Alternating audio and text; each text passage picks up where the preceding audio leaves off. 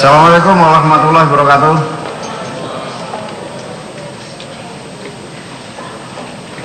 Pagi ini saya selaku Kabar Reskrim akan merilis atau membacakan hasil kegiatan penyelidikan dugaan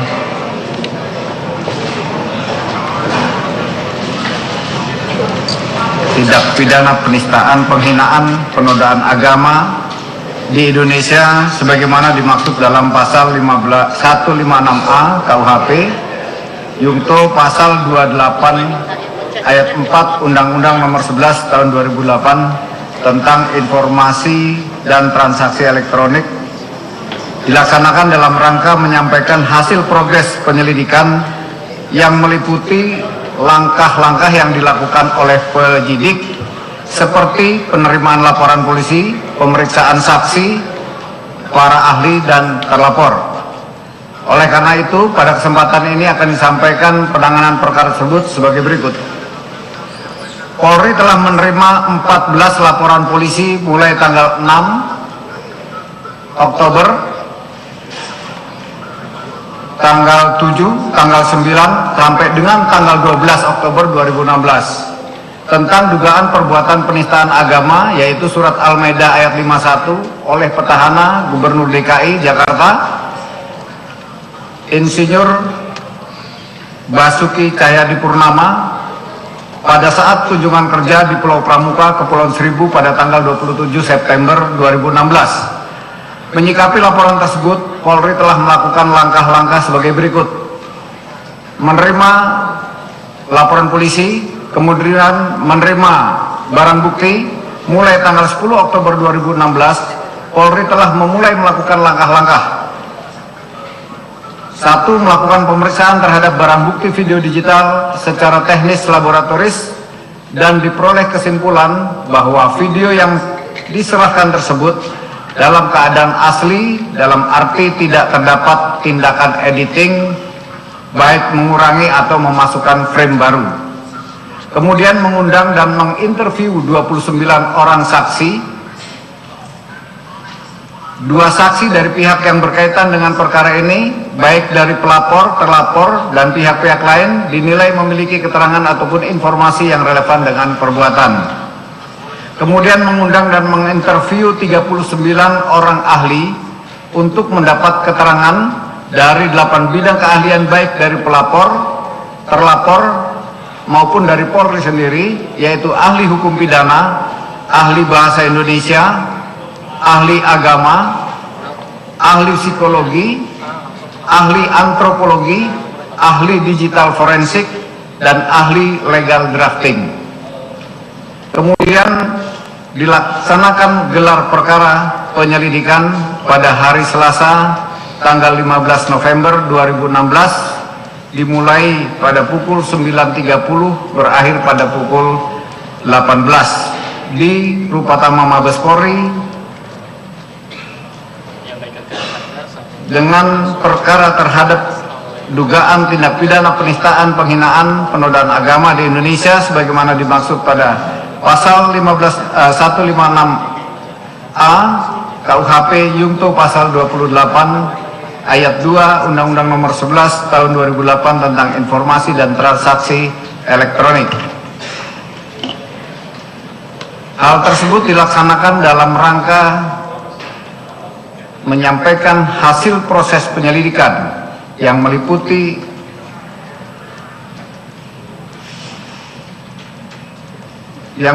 langkah-langkah yang telah dilakukan penyelidik. Mohon maaf.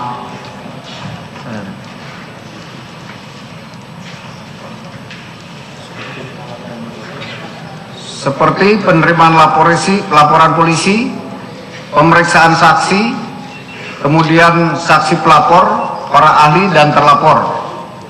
Dalam gelar perkara tersebut dilakukan pembahasan mengenai substansi dari hasil berita acara interview terhadap beberapa orang pelapor, saksi, para ahli, dan terlapor guna memberikan gambaran mengenai hasil yang diperoleh selama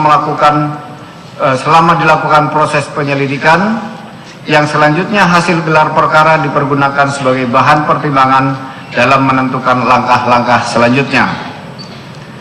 Gelar perkara dilaksanakan dipimpin oleh Kabar Reskrim Polri, kemudian pendamping Ketua STIK PTIK Irjen Pol Dr.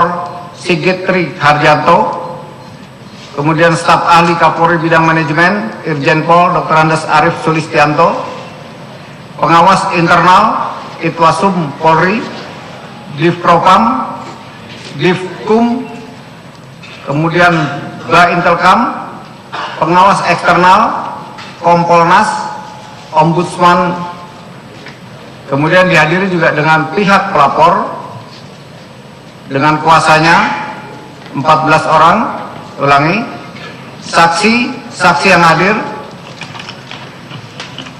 5 orang dari pihak pelapor, 6 ahli dari pihak telapor, 6 ahli dari pihak terlapor, dan 6 ahli dari penyidik. Kesimpulan hasil gelar perkara. Mengingat terjadinya perbedaan pendapat yang sangat tajam di kalangan ahli, antara lain terkait dengan adanya ada tidaknya unsur niat untuk menista atau menodai agama. Hal ini juga mengakibatkan terjadinya perbedaan pendapat pada tim penyelidik yang berjumlah 27 orang yang di bawah pimpinan Brigjen Pol Dr. Andes Agus Adrianto sebagai Direktur Tindak Pidana Umum Barreskrim Polri. Setelah dilaksanakan diskusi oleh tim penyelidik, akhirnya dicapai kesepakatan. Meskipun tidak bulat, namun didominasi oleh pendapat yang menyatakan perkara ini harus diselesaikan di peradilan yang terbuka.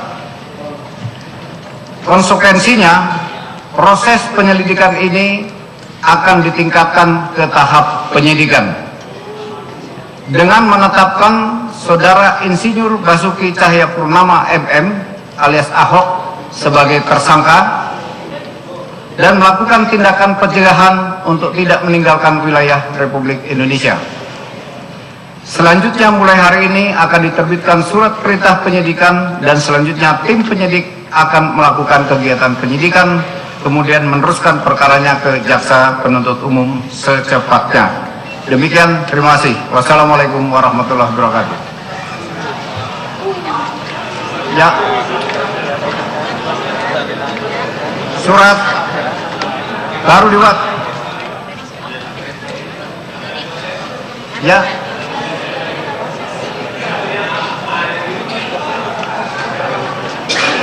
Oh ini.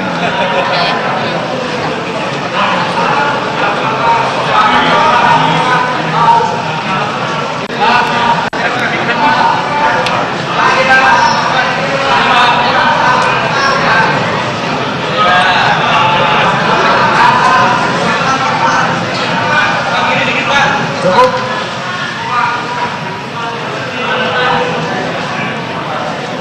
Ada pertanyaan?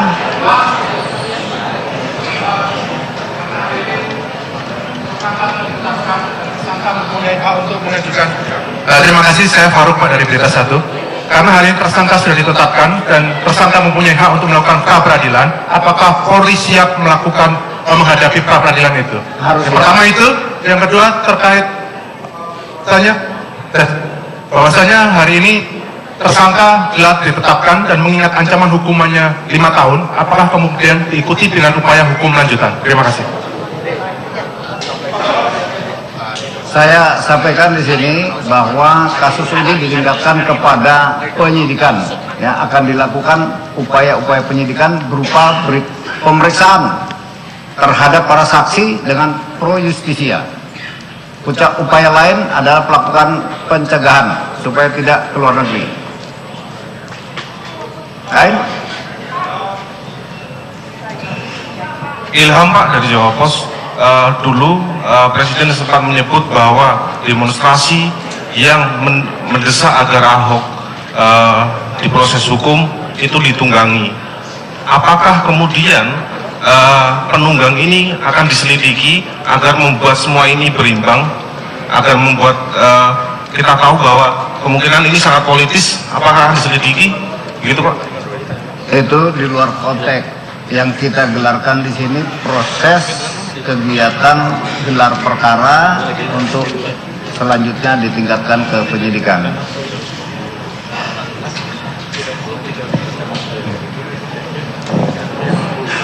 Oke, selanjutnya nanti akan dijelaskan. Pagi Pak, saya Moses dari Jakarta Post. Terkait dengan kasus yang menjadikan Buniani sebagai terlapor itu bagaimana prosesnya Pak? Apakah akan tetap dilanjutkan? Dan yang kedua, terkait dengan perbedaan pendapat yang terjadi selama gelar perkara itu mungkin bisa dijelaskan argumen hukum yang disampaikan oleh saksi-saksi terlapor dan pelapor itu bagaimana sehingga bisa polisi menetapkan terlapor sebagai tersangka. Terima kasih. Fokus hari ini rilis daripada hasil gelar. Proses diskusinya saya rasa tidak perlu saya sampaikan di sini. Ya. Izin Pak, dari TVRI Pak Vera, setelah ditetapkan tersangka, apa dasar hukum yang ditemukan Polri atau alat bukti, minimal 2 alat bukti untuk menetapkan Pak Basuki Cahayapurnama sebagai tersangka? Yang kedua, apakah keputusan ini murni dari hasil gelar perkara atau ada tekanan dari publik? Terima kasih Pak.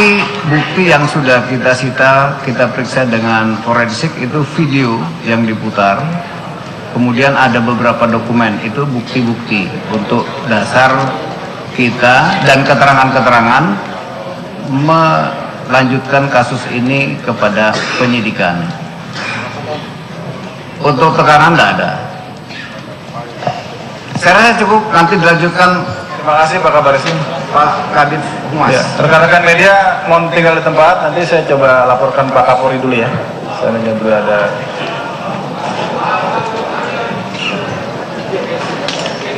Kapolri mau dibantu.